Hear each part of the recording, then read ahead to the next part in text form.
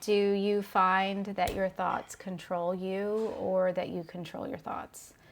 You know, when we talk about the sinkhole and we start to work on how we're going to get out of the sinkhole, this is really important to understand how our thoughts work and if they're really controlling us or if we're controlling them. And this is a really common theme throughout the Bible when we talk about free will and the choices that people make and the way that they behave and those kinds of things. And so there's several scriptures out there that talk about this.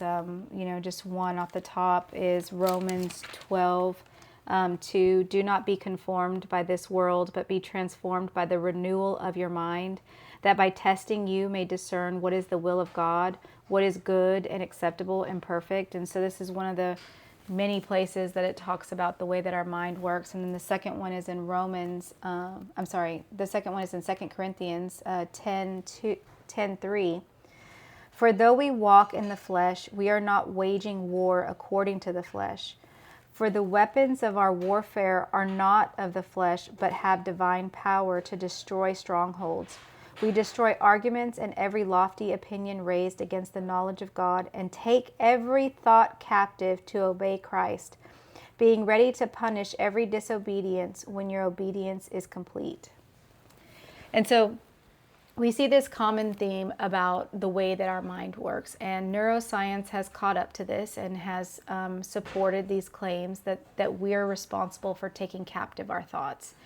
And so we have two different types of thoughts. We have subconscious thoughts that, come, they're not necessarily something that you're always aware of. They're there all the time and may be pulled forward at any minute. And then we have conscious thoughts, ones we're very aware of. We can commonly pull them up. We can think of things very quickly.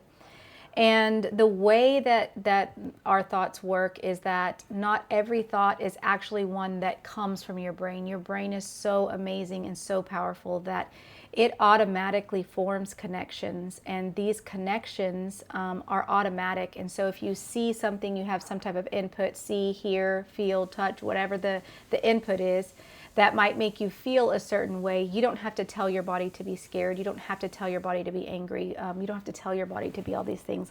Oftentimes it will just pull that emotion forward because it has that connection point.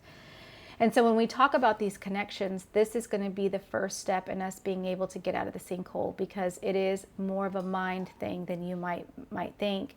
And we have to be able to take captive those thoughts and break those connections and reform them to the proper place. And so we're going to talk a lot more about thought and be ready to help us get out of the sinkhole.